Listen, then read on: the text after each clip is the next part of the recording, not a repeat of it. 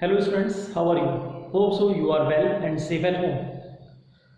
So today on 2nd of July for class 12 we have the topic rate law or the rate equation from unit number 4, that is chemical kinetics.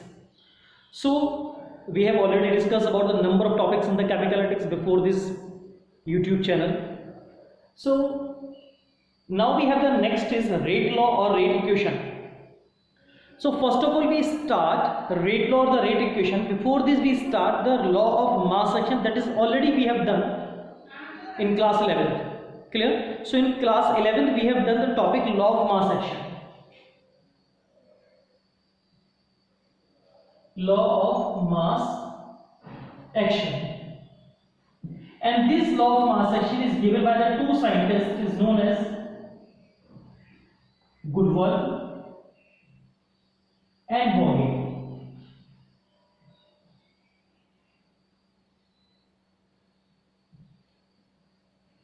Goodwin and Vogel. According to Goodwin and Vogel, law of mass action. Law of mass action is given for rate of reaction. Rate of reaction. Rate of reaction is, according to Goodwin and Vogel, the product of concentration of the reactants. The product of the concentration of the reactant and the coefficient is raised to their power is directly proportional to the rate of reaction. So what is rate of reaction? According to Goodwin and Vogel, rate of reaction means the product of the concentration of the reactant and the coefficient is raised to their powers. किसी भी chemical reaction का जो rate है वो किसके directly proportional है? वो directly proportional है जो रिएक्टेंट पार्टिसिपेट कर रहे हैं उनकी कंसंट्रेशन के डायरेक्टली प्रोपोर्शनल है. और किसी भी बैलेंस्ड केमिकल इक्वेशन में जो रिएक्टेंट्स और रिएक्टेंट्स की जो पावर है, क्लियर, जो उनकी पावर है वो पावर, जो उनकी कोफिशिएंट्स है वो उनकी पावर को रिप्रेजेंट करते हैं. For example, if we have a chemical reaction AA plus BB, it shows CC and D, where capital letters represent the reactant and the products. Capital A, capital B are the reactants, capital C and capital D are the products. Small a, small b are the coefficients of the A and B, and small c and small d are the coefficients of product. Clear? So capital letters represent to reactant and products, and these small letters represent to the coefficients of reactant and product respectively. Now, according to law of mass action, or according to Goodwin and Vogel, the rate of reaction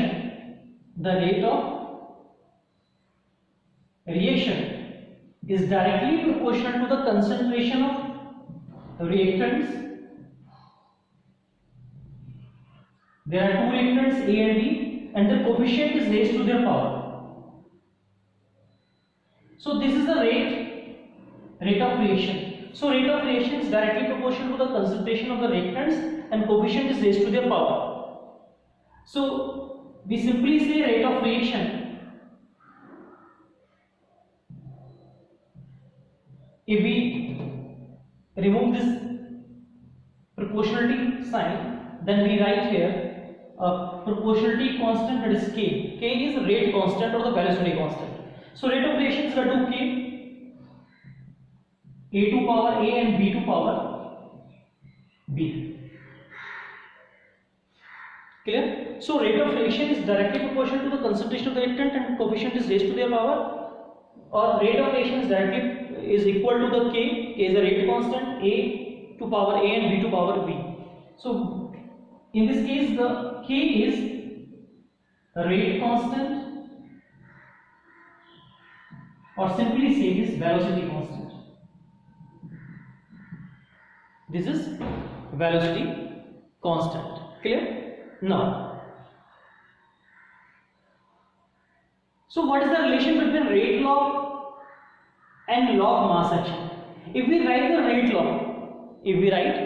rate law, so according to rate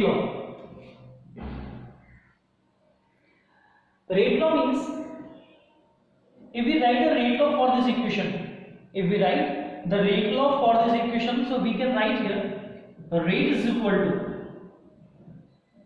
K A to power P and B to power Q, where P and Q both may be equal to A and B और may not be equal to A और B। ये जो P और Q मैंने coefficients ना लेके मैंने P और Q कुछ नंबर्स लिए हैं। एक्चुअल में ये नंबर एक कंप्लीट नंबर है, नंबर एक। सेकंड थिंग, ये जो नंबर रिप्रेजेंट कर रहा है ये नंबर A के इक्वल भी हो सकता है P, और ये P A से ग्रेटर और लेस भी हो सकता है। सेम Q इस B से ग्रेटर भी हो सकता है, इक्वल भी हो सकता है और लेस भी हो सकता है। So simply we can say actually ये प्रैक्टिकल वैल्यू है। एक्सपेरिमेंटल डिटर्मिनेशन रेट लॉ का रिप्रेजेंटेशन है। जो हम प्रैक्टिकल वैल्यू से निकाल के लाते हैं उससे कंफर्मेशन होती है कि पूरी रिएक्शन का जो रेट है वो किस पर डिपेंड करता है। पूरी रिएक्शन का जो रेट है वो कंसंट्रेशन की कितनी पावर पे डिपेंड करेगा, that represented by the rate law और द रेट एक्सप्रेशन। वुडवर्क और वॉगे ने जो अपना रेट ऑफ रिएक्शन दिया था, उन्होंने बैलेंस्ड केमिकल इक्वेशन में जितने भी कोफिशिएंट्स हैं उन सबको पावर्स की फॉर्म में लिखेगा। उनके जितनी भी कोफिशिएंट्स हैं वो सारे के सारे कोफिशिएंट रेट कंसंट्रेशन को रिप्रेजेंट करेंगे, कंसंट्रेशन की फॉर्म में रहेंगे और वो सबके सब डिपेंडेबल होंगे किसके लिए, रेट ऑफ रिएक्शन के लिए। लेकिन जब एक्सपेरिमेंट्स किए गए तो ये चेक किया गया कोई कंपल्शन नहीं कि हर एक इक्वेशन के लिए जो बैलेंस्ड केमिकल इक्वेशन है, बैलेंस्ड केमिकल इक्वेशन में जो भी कोफिशिएंट्स लिखे हुए हैं वो सारे के सारे कोफिशिएंट्स रेट ऑफ रिएक्शन के लिए डिपेंडेबल होंगे। क्लियर? क्या डिपेंडेबल है? जो जितना मॉलिक्यूल्स, जितने मोल्स, जो कोफिशिएंट्स उसका रिस्पॉन्सिबिलिटी को रिप्रेजेंट कर रहा है वो क्या रिप्रेजेंट करेगा, रेट लॉ को रिप्रेजेंट करेगा। मींस रेट लॉ में हम जो एक्सप्रेशन शो करते हैं वही एक्सपेरिमेंट शो करते हैं जो एक्सपेरिमेंटल वैल्यूज होती हैं। मींस P और Q कहां से निकल के आएगा, ये एक्सपेरिमेंट वैल्यू है। क्लियर? ये कोई एक ऐसी कोई वैल्यूएशन नहीं है जो बैलेंस केमिकल इक्वेशन में होती है, बैलेंस केमिकल इक्वेशन की फॉर्म नहीं है। ये क्या है, ये एक प्रैक्टिकल वैल्यू है। Okay, so according to the rate law, according to rate law और the rate expression, rate is equal to K A to power something and B to power something. So it is a mathematical representation. Rate constant is a mathematical representation. Clear? It is a product of reactants. It is a product of the concentration of the reactant and their powers may or may not be equal to coefficient in the balanced chemical equation. Again I repeat, what is rate law or rate expression? Rate or rate law expression is directly proportional to the concentration of the reactant. Clear? And their powers represent to coefficients or may not be coefficients. Clear? So this is the part of the rate law or the rate expression. Again I repeat, rate expression represented by experimental data. Experimental data से represent हो के आएगा कि concentration की जो powers हैं वो किस नंबर पे डिपेंड कर रही है, वो रिएक्टेंट की कितने नंबर्स पे डिपेंड करेंगे, कितने मोल्स पे डिपेंड करेंगे। ऐसा कोई कंपल्शन नहीं कि जितने मोल्स या मॉलिक्यूल्स किसी बैलेंस केमिकल इक्वेशन पे जो लिखे हुए हैं, जो उसके कोफिशिएंट्स लिखे हैं, वो सबके सब डिपेंड करेंगे किसके लिए, रेट लॉ के लिए। Clear? So this is the rate law और the rate expression. Now the next topic is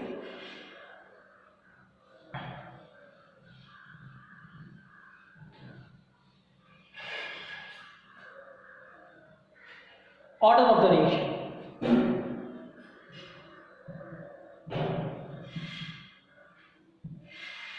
Order of the reaction. What is the meaning of the order of the reaction? Order of the reaction means किसी भी reaction का जो rate है वो concentration पे कितना depend करता है, कंसंट्रेशन के कितने नंबर्स पे डिपेंड करता है। कंसंट्रेशन के जितने नंबर पे डिपेंड करेगा वो ऑर्डर कहलाता है। कैसे कैलकुलेट करेंगे? The sum of powers of the reactant in the rate law, the sum of the powers of the reactant in the rate law represented to order of the reaction, means order of the reaction is equal to P plus Q. This is order of the reaction. ये order को represent कर रहा है। Clear? अभी मैंने आपको कही practical value में, तो हम केमिकल रिएक्शन को रीड करने के बाद बैलेंस केमिकल इक्वेशन को रीड करने के बाद ये कंफर्म नहीं कर सकते कि उसका ऑर्डर क्या होगा। क्लियर? या तो हम ऑर्डर को लर्न कर लें, हम कितनी सारी रिएक्शन लर्न करके, नेचर में लाखों रिएक्शन, यहाँ पे मिलियंस ऑफ द रिएक्शंस, यहाँ पे हम कितनी रिएक्शंस को लर्न करके कि इस रिएक्शन का ऑर्डर ये होगा, इस रिएक्शन का ऑर्डर ये होगा। एक्चुअली प्रैक्टिकल वैल्यू है, मतलब हमको ऑर्डर दे रखा होगा, बोर्ड में हमको ऑर्डर दे रखा होगा, हम उससे आंसर निकालेंगे। अभी हम P+Q की वैल्यूएशन दे रखी होगी, या फिर एक चीज और जो रेट लॉ होता है, रेट लॉ में भी हमने चेक किया कि K की वैल्यू दे रखी है, K दे रखा है, what is the K? K is a rate constant. K की यूनिट हमें कंफर्म करा देती है कि रेट लॉ क्या होगा। मैं आपको एक छोटा सा एग्जांपल देता हूं। Suppose there is a rate is equal to K and concentration की पावर 0 हो गई, तो सर 0 हो सकती है? यस, इट इज आल्सो 0 होती है, 1 भी होती है, 2 भी होगा, 3 भी होगा, फ्रैक्शन में भी होगा। ऑर्डर हर क्वांटिटी में रिप्रेजेंट करता है, लेकिन 4 से ज्यादा रेट नहीं हो सकता, 4 से ज्यादा ऑर्डर नहीं हो सकता। किसी भी केमिकल रिएक्शन का ऑर्डर 0 हो सकता है, मतलब हो सकता है कि वो रिएक्शन किसी भी कंसंट्रेशन पर डिपेंड नहीं कर रही, ऐसा हो सकता है। हो सकता है उसकी सिंगल पावर पे डिपेंड करे, मतलब कंसंट्रेशन की 1 पावर डिपेंड करे, कंसंट्रेशन की 2 पावर डिपेंड करे, 3 पावर डिपेंड करे, 1.5 पे करे। हो सकता है 2 रिएक्टेंट तो एक की हाफ पे डिपेंड कर रहा हो, एक की 1 पे डिपेंड कर रहा हो। एनीथिंग विल बी पॉसिबल, ठीक है। सो सपोज करिए rate is equal to K और समथिंग A की पावर 0 है, मतलब पहली बात तो A और B में किसी पे डिपेंड नहीं कर रहा है, और क्या है, A पे डिपेंड कर रहा है, वो A के 0 पावर पे डिपेंड कर रहा है, तो कुछ डिपेंडेबल नहीं है। A की पावर पे B, अगर मैं इसी इक्वेशन को ले लूं, और B की पावर पे क्या है 0, तो A और B दोनों की 0 पावर पे डिपेंड कर रहा है। Means simply we can say rate is equal to K। Clear? So we know that what is rate? Rate means dx over dt, and dx over dt means dx is the change in the time, sorry, dx is the change in concentration, and delta t represent to change in time। Okay, मतलब time के साथ में कितनी concentration में change हो, concentration को represent करते हैं मोल per litre, mole per litre over second. It means the unit will be mole litre inverse second inverse. This is a unit for zero order. ये जीरो ऑर्डर की unit होगी किसकी? K की। Means rate constant की unit change हो सकती है। अगर आप इसको 1 कर दीजिए, अगर मैं सपोज करता हूं कि A की पावर पे A की पावर 1 है, क्लियर? सो यहां क्या आएगा? मोल पर लीटर। उस केस में यहां क्या आएगा? मोल पर लीटर। अब आप इस केस में देखिए, यहां तो मोल पर लीटर है, इसका मतलब ये यूनिट किसकी है? मोल पर लीटर। सो मोल पर लीटर पर सेकेंड। जब कंसंट्रेशन की टर्मोलॉजी यहां पर जीरो ऑर्डर के लिए थी ही नहीं, तो इसका मतलब रेट कांस्टेंट की वैल्यूएशन क्या होगी? रेट कांस्टेंट की वैल्यूएशन क्या होगी? क्योंकि कंसंट्रेशन पर डिपेंड ही नहीं कर रहा है। जब कंसंट्रेशन पर डिपेंड नहीं करेगा तो हम चेक कर सकते हैं CM। K is equal to mole per litre per second. Clear? K की यूनिट क्या होगी? Mole per litre per second. So this is for zero order. अब मैं यहां पे किसके लिए यूज कर रहा हूं? 1 के लिए। So this is the rate. Rate means mole per litre, sorry, mole per litre per second, and this is the mole per liter because it is a concentration term. It means simply mole per liter, that is equal to K. It means the value will be only per second. तो zero order के लिए K की value कितनी आती है? K की value क्या है? मोल per litre per second. Clear? And first order के लिए K की वैल्यू क्या आएगी? पर सेकेंड। इसका मीनिंग यह है कि डिफरेंट ऑर्डर्स के लिए रेट कांस्टेंट की जो यूनिट आएगी वो क्या आएगी? डिफर आएगी। तो हम जनरल एक फार्मूला यूज कर सकते हैं, rate is equal to concentration 1 minus n time inverse. Simple. अब आप चेक कर लीजिए किसी के लिए, ये एक जनरल फार्मूला हो गया किसी भी ऑर्डर के रेट कांस्टेंट की यूनिट फाइंड आउट करने के लिए। और ये फिक्स वैल्यू रहेगी, हर एक ऑर्डर की रेट कांस्टेंट की वैल्यू क्या होती है, फिक्स होती है। अगर यहाँ पे मैं 0 पुट करूँ 1 माइनस 0, ऑर्डर 0 है, इसका मीनिंग कंसंट्रेशन पर टाइम नहीं, कंसंट्रेशन पर टाइम आ रहा है। अगर यहाँ पे ऑर्डर 1 पुट कर दूँ, इनका मीनिंग क्या है, ऑर्डर 1 माइनस 1 मतलब इवैल्यूएशन 0 क्या रहेगा, पर सेकंड आंसर आ रहा है। Clear? So this is the general formula to calculate, this is the general formula to calculate the unit of rate constant. Clear? किसी स्पेसिफिक ऑर्डर की हम रेट कांस्टेंट की यूनिट को फाइंड आउट कर सकते हैं बाय दिस फार्मूला। और ये क्वेश्चन में गिवन होगा, रेट कांस्टेंट दे रखा होगा, रेट कांस्टेंट क्या यूनिट होगी, अगर उन्होंने नहीं भी दे रखा है कि फर्स्ट ऑर्डर या जीरो ऑर्डर की रिएक्शन है और के की वैल्यू कर दे रखी है, 100% कुछ ना कुछ हिंट देंगे आपको। जब वो बोर्ड में हिंट देंगे आपको तो वहां मेंशन होगा के की वैल्यू उतनी है, उसकी यूनिट है, तो हम यूनिट से कंफर्म कर लेंगे कि फर्स्ट ऑर्डर की रिएक्शन है, ये जीरो ऑर्डर की है या सेकंड ऑर्डर। हमारे कोर्स में 12th में बोर्ड के अंदर सीबीएसई के अंदर जो ऑर्डर की कंफर्मेशन है वो या तो जीरो ऑर्डर पे रिएक्शंस होगी या फिर फर्स्ट ऑर्डर पे रिएक्शन होगी। जो न्यूमेरिकल्स आते हैं जीरो ऑर्डर और फर्स्ट ऑर्डर पे आते हैं। सो this is the part of rate law, rate expression and order of reaction. Clear? Thank you.